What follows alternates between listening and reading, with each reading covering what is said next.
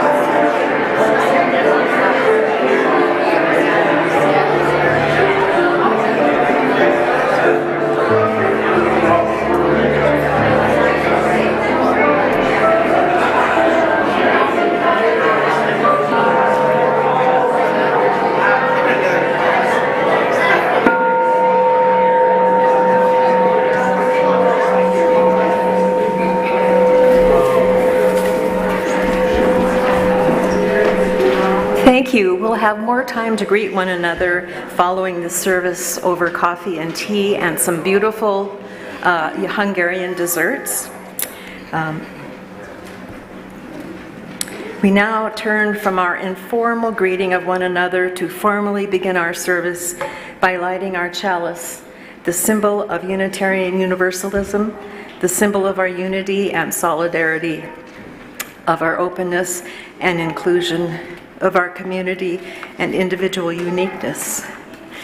May this small flame be our offering of warmth to those who are cold and alone, and a light to those in darkness. May it be a flame that ignites justice in our world, and a beacon of hope to those in need. And may it reflect at least a spark of truth wherever truth has been lost.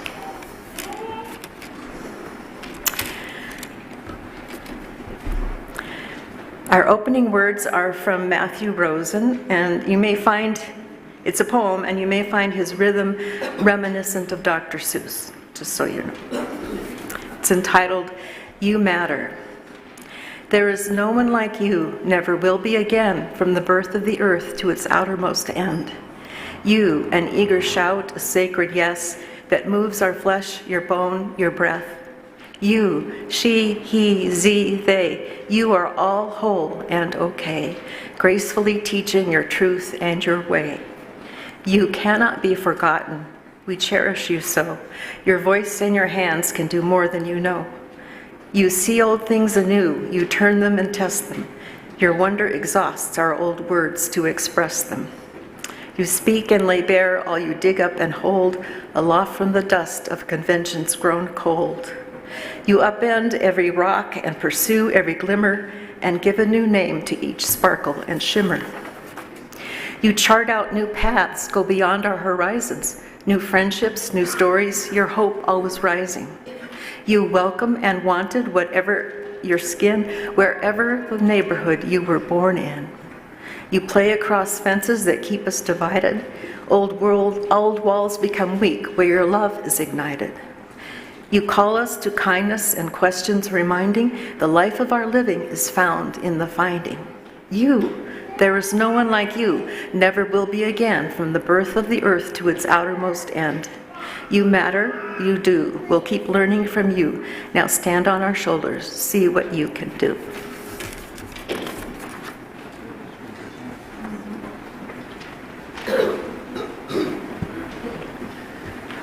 Our first congregational song of the day is one that we shared with our partner church, Fel Shirakas, at the very beginnings of our relationship. It's called Come Sing a Song With Me, and most of you know it, so please stand as you're willing and able. Number 346.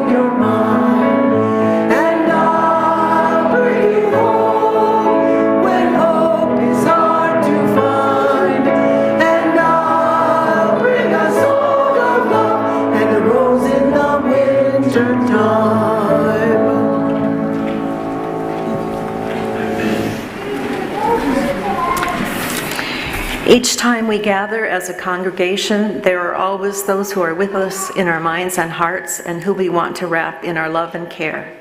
We kindle light this morning for all those suffering in the war between Russia and the Ukraine, for those who have suffered in the earthquakes in Turkey and Syria. Let us share a moment in silence, embracing others who are here in our hearts this morning. You are welcome to say their names aloud as you are willing.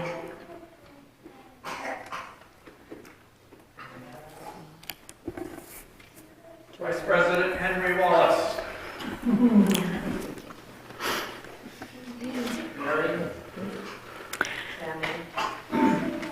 Those named aloud and those remembered in the silence, and all those who are suffering elsewhere in our world this hour, we hold in our community of compassion.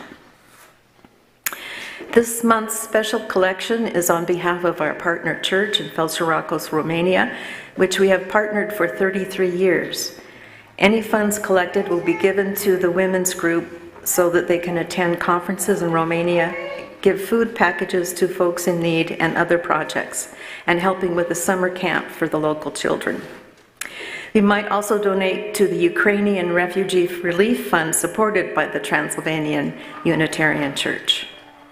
If you wish to contribute, please use this special collection envelope. Well, it's in your order of service. Please don't lick them closed because we use them again. And you may also contribute via online donation if you'd like. Thank you in advance for your generosity, and we now gratefully give and receive this morning's offering, which helps sustain our community and our mission in the larger world.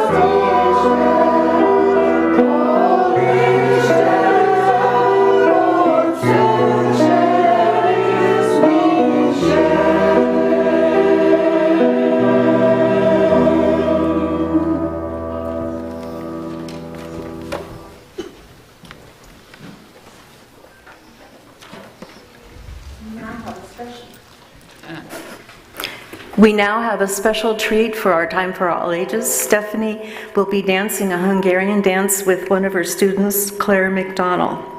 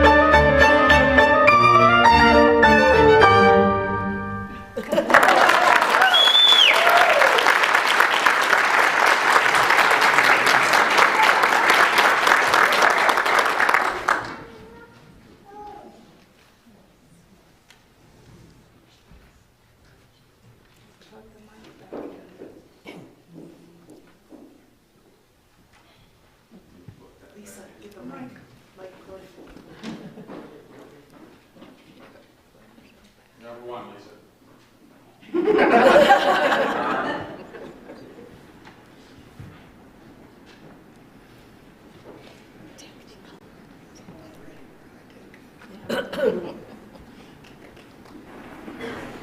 See, I'm not alone on stage here. Thank you, Stephanie and Claire. That was lovely. Now is our time in the service for meditation. So please find a comfortable, receptive posture. Put your feet on the floor and take a couple of deep breaths. Close your eyes if you wish. I will lead you into the silence with this quote from writer Ursula Le Guin. Love doesn't just sit there like a stone. It has to be made like bread, remade all the time, made new.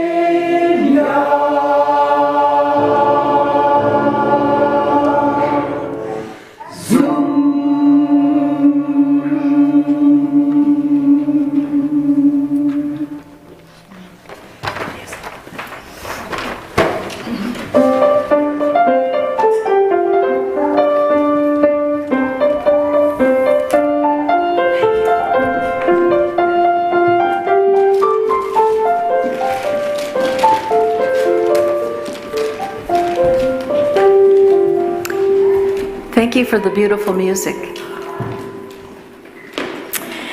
We now have the pleasure of watching a recent interview our Reverend Todd, had with Reverend Elud Zizba. I'm sorry, I'm sure I'm butchering this, but he'll introduce himself. A district dean of the Hungarian Unitarian Church. Please enjoy learning about some of the interesting similarities and differences between Eastern European and North American Unitarianism.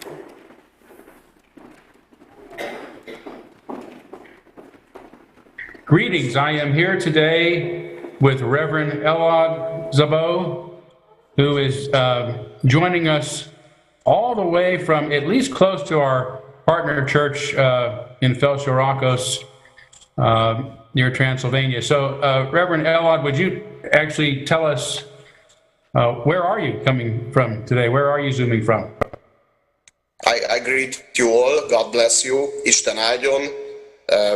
I live in Ürmös, and I serve as a minister in the Ürmös Unitarian congregation, which is 4 miles maybe away from Felshorokos, very close. And I also served for, I think a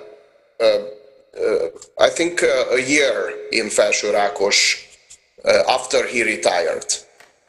Okay, after Reverend Joseph retired. Wow, I think I remember that little interim period that you served. So, well, it's great to meet you. Maybe someday we'll have an opportunity to meet in person. So tell me a little bit about yourself as well. In addition to being the minister of your congregation, your title is dean. What are you the dean of? The Unitarian Church in Transylvania, or the Hungarian Unitarian Church as we call it today, has 7 districts, 6 in Transylvania, which is part of Romania, and the 7th district is in Hungary. And the largest district as a population is our district in the southeast of Transylvania. And the dean is the ministerial leader, the clerical leader of the district. We have a lay leader, or 2 lay leaders, in fact, lay presidents of the district, and I am the clerical leader of the district. The district is made of 19 congregations, 19 churches. Wow, that's quite a lot. Okay, so help us understand a little bit, maybe the structure of Unitarianism in your region of the world. Here in the United States, Unitarianism emerged somewhat independently of Eastern European Unitarianism. And of course, we were separated by decades of the Cold War. So we're sort of reinitiating, or maybe initiating relationships, or at least we have been since the 1980s. But Unitarianism is a bit different in the United States than it is in Eastern Europe. Our structure is each local congregation is free and autonomous from authority outside of the church. And at the same time, we have an association that helps keep us connected. We call it the Unitarian Universalist Association. So tell us a little bit about the structure of Unitarianism in Transylvania and the rest of Eastern Europe. Unitarianism in Transylvania, so the Unitarianism we live in Transylvania was born in the times of the Reformation, and probably one of the biggest differences between our structure and your structure is that our Unitarian Church was never independent of the political world or the state itself. Beginning with the 16th century, everything was interconnected. The political, the rulers of the country, all the crazy things of the 20th century, everything was mixed, and it's the same today. So the ministers, for example, in Transylvania, Unitarian ministers in Transylvania, we are partly paid by the state, by the Romanian government. And this was always the case. So the political power always helped or always supported the church, but of course it always had a shadow on the church too, because if they were the patrons, they were those who supported the churches and the ministers, then you had some duties towards the state, towards the government. The structure itself is theoretically democratic. We call it a Presbyterian structure that says that the decisions come from the top of the structure, and those who are on the lower stages have to obey. We say that the decisions come from the lower structures, from the congregations, from the people. So the people elect their minister, elect their leaders, and they send their representatives to the synod or the larger meetings, where they elect the dean, for example, in the district, or even the bishop of the Unitarian Church. But at the same time, in comparison with your association, our association, our central structure is more important, or is very important in the life of the congregations, because it is a link between the congregations and the government, and even today we have two governments we speak about, because the Romanian government supports us and also the Hungarian government supports us. So the central structure is very, very important. Wow, wonderful. I appreciate both the history and the lesson on your structure. Really made that clear for us. So how is Unitarianism received today, and how is it doing today in your part of the world? We always say that so Unitarians are very few in numbers. If we compare to the population of the state, there was a census in 2022 in Romania, and it seems that the results say that there are around 19 million people in the country, and of these 19 millions, around 50,000 are Unitarians, if we are optimistic. So the percentage is very low, but the importance or the focus of or our presence in the society is much stronger than these numbers. So we are seen in the Christian world, in the Christian movements. We are seen in the Hungarian language movements. We are present. We are asked. We are invited. We are important, original religion, and it is very important for us. And not to mention that the founding of our church is the same, is on the same date than the religious freedom which was proclaimed in 1568. We say that it was the first proclamation as a law in a state in the world.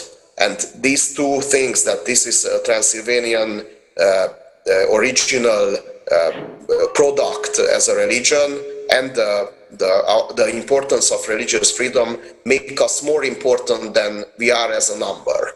And of course our presence, for example, our schools, we have two high schools, Unitarian high schools in Transylvania, one in Kolozsvár and one in Székelykeresztúr, and the one in Kolozsvár is, if I'm not wrong, the best high school, Hungarian language high school in the country. And we also have a very good social caring system or presence in our society. So we are heard and we are seen in the society here. All right. So you're a powerful mustard seed. Yes, we can say like that. I even had a conversation a few years ago with a Roman Catholic colleague, a priest, and he asked me, he was very honest, and he asked me, how can I think that Unitarianism is a true religion, or is the true religion, if you are so few as numbers? So how can you think that it's good then? And I said that Jesus had 12 disciples. They were only 13, and they changed the world. So it's not about the numbers. Very good, very good. So what are some of the major obstacles and issues that you're dealing with these days, or Unitarianism? Yes, as I talked a few minutes ago, I heard myself, and I said that I'm too optimistic. Of course, we have big issues and big obstacles. One of these obstacles is something that is very specific to not only to our community but the whole country. The fact that people are leaving the country. The population is getting older. Young folks and especially educated or motivated families leave the country because of the corruption, because of the slow rhythm of the reforms. Youth are going away from the country. Not only Hungarians, not only Unitarians. So the census was. So the numbers of the census are lying in a way, because a few millions of that 19 million people are in Spain, in Italy, in Germany, in whole Western Europe. So they still have something at home, a house, a property, but they are more than 1 foot already in Western Europe. And if people are leaving, the first community who is suffering the more is the community that is small in numbers, because we feel it even more. So that's a big issue, and we ask ourselves what we can do. Of course, there is nothing to do with such a powerful process in the society, but we still try to do things. For example, we were always proud that we don't do mission. We don't try to convince people to come in our communities. We don't do that because that was some kind of a taboo. But we speak about opening our doors and making the Unitarian values more easy to learn about, to show the world how valuable are these things that we preach or we do in the Unitarian communities, and maybe that would bring in new faces, new people in our communities. I know that congregations in the US, UU congregations, are very dynamic in their membership. So people come, people go. There is no Sunday when there are no new faces. But these things are much more rigid here in Transylvania. So we hear lots of people say, well, Unitarianism is a wonderful religion. I think I can accept the things that it says, but my parents, my grandparents, and I cannot change my religion. How should I put it? There is a negative thing about changing religion. I mean, why isn't the religion in which you were brought up good for you? What do you want? So it's a whole different thing here than in the United States or even in Western Europe. And of course, with the numbers falling, when we get fewer and fewer members, then that fact brings lots of other questions and issues, financial things. We also feel that there are fewer people in church. we feel powerless, and we always say how powerful we were 30 years ago or 50 years ago, but that's because we are fewer and fewer. For example, in probably it's the same in Felsőrákos, but in my congregation I know that at least 70 or 80 people of the 500 that we have in our congregation are not based, they don't live here. So they live in the city 20 miles away, or even further away over the borders in Western Europe somewhere. They still belong to our congregation, but they are not here, and the chances that they will come home after their kids are in school in Switzerland or Germany are very, very low. So this is a challenge for us. How can we still make them feel that they belong here, even if they are far away? For example, COVID brought a positive thing, a positive step in this way, because we had to broadcast our sermons, and we found out that many people who left for Western Europe, they want to watch the sermon, they want to watch the worship service, and we kept that going, the broadcasting of the worship services.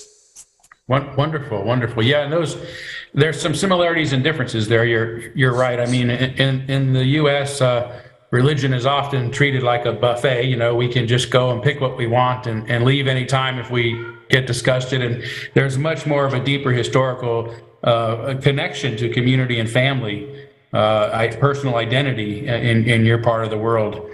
Unitarianism is almost an ethnicity for some folks, you know, that there be whole villages that are Unitarian. So that's a big difference. But I think a similar problem for communities around the world right now is this migration away from the smaller communities into larger cities. So that's something we're facing too. And truthfully, Unitarianism in the United States has long been a religion that has grown by adults choosing to become Unitarians later in life. Most of our children sadly leave the church, and we don't see them unless it's later in life and they decide to come back. So just a little bit of a difference and a similarity. I'm wondering, you know, another problem that we're all facing around the world right now, of course, is the consequences of the horrible war of Russia against Ukraine. You're obviously closer to that. How is that impacting you? Is it impacting your community? And are you needing to find yourself responding in any particular way around refugees or any other issues? Not as a small community like Ürmös or Felsőrákos, but the church itself, the central structure is dealing with things like that. We have refugees in one of the high schools. We also have a small group of elementary school, I think, in Kolozsvár for refugees. There are a few families, and there are permanent help going to the Ukraine from the things that are gathered from our Unitarian communities and congregations. But people are worried. People are afraid sometimes about the proximity of the things that happen. So what struck me about this war was that people said that, wow, there is war, but in fact there were wars permanently in the world. I think since forever. But the thing that the war is so close to us, and that's something that's worse even than the prices that got higher and higher for energy and basic food. I think that this feeling of the closeness of the war is very hard on people and on communities. And the other very interesting thing that we So I personally sometimes have to deal with is the confusion people make about this war, and so people sometimes think that people forgot the 50 years of communism and the Russian influence, which they they lived in that system. And they suffered, and the property of their parents and their families were taken away by that Soviet system. And now they say that the Russians are right. So they have the right to go there because the Western powers and the USA have provoked them, I'm very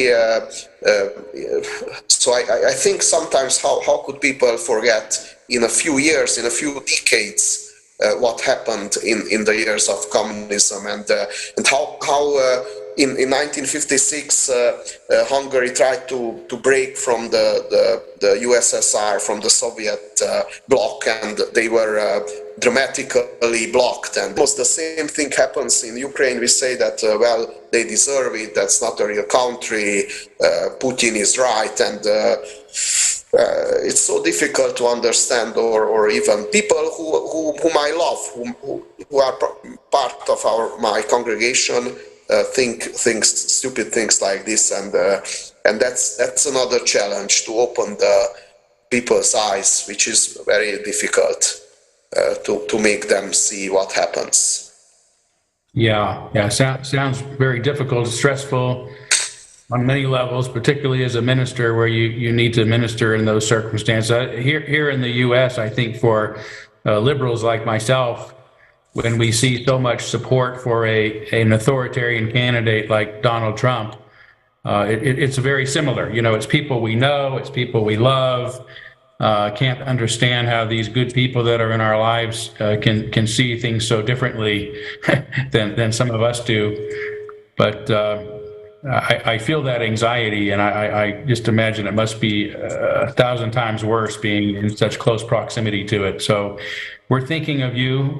We light a candle every Sunday on behalf of the people of Ukraine and those that are being most impacted by the violence there. And so please know that we're including you in that candle, you and your community and your country. Thank you. We appreciate that. Yeah. So tell us about our friends in Fel-Sharrakos. They're in between ministers right now, but they're otherwise doing well. Yes, they are doing well because maybe you know, so you must know because you visited them and they visited you. They have a few very strong lay leaders, and that's very important. So even if there is no minister, or there is no permanent minister now, they knew how to deal with this period, and they so when the previous minister left in June 2022, then the lay leaders said that they don't want to have any involvement in the finding of the new minister. The bishop should send someone who he wants. But then after 6 months, when the bishop he couldn't do that. I mean, he couldn't find anyone. They still had to go and find someone, and they found someone. And so I don't know if I'm allowed to say, but I'm going to say it because probably until March it's going to be a done deal. So the big thing is that the new minister will be a woman, and that's a big step for them. I know it's not a big. It doesn't sound too revolutionary for you, but it is for. Not for Transylvania, because we have female ministers since the early 1990s. But Fel-Sharrakos is a very traditional community, and sometimes they said that they don't want women as ministers, and now they have probably they will have a woman minister, and they are very enthusiastic about her coming, and I guess they are going to get along very well, because that has happened in many communities. At first people were very careful about the women ministers, and then it turned out to be a great prize, because well, I don't want to say that women ministers are better than male ministers, but they are at least on the same level, because why shouldn't they be? Right. Oh, that's wonderful news. Thanks for giving us that little tidbit of information before it's officially released. That'll be great to know. Well, listen, I know we've been talking a while, and like I say, I want to be able to show this during our service. So it's been almost a half hour already.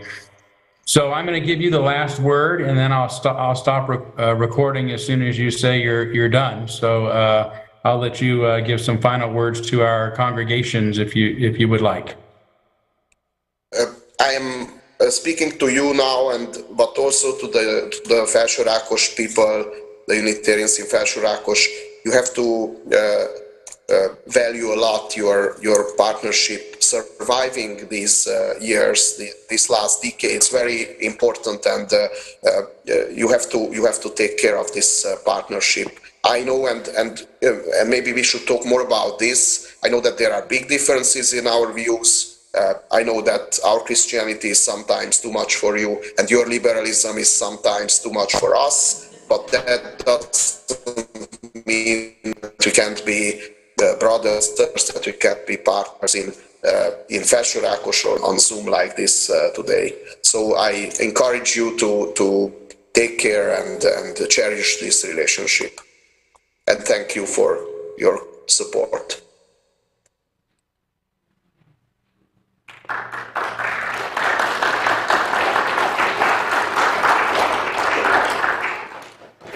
Julie Jose told me that the new minister, Monica, I don't know her last name, Karakish, started today. So.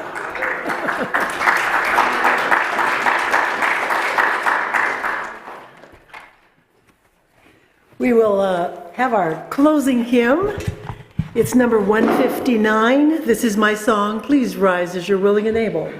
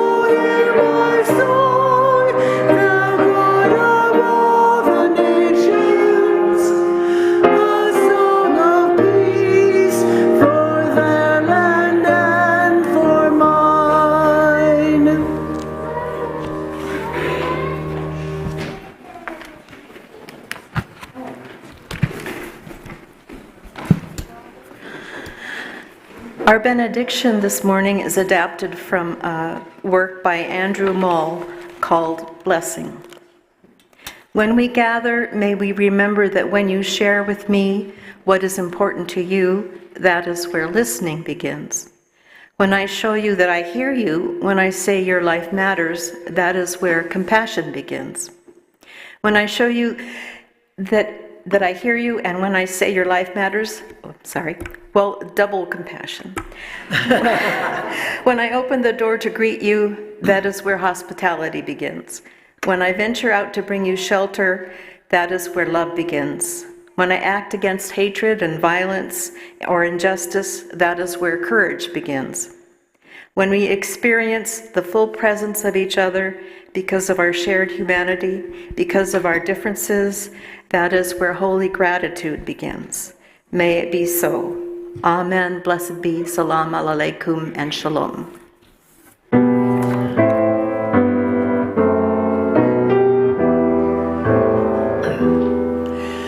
Shalom Haverim, Shalom Haverim, Shalom, Shalom,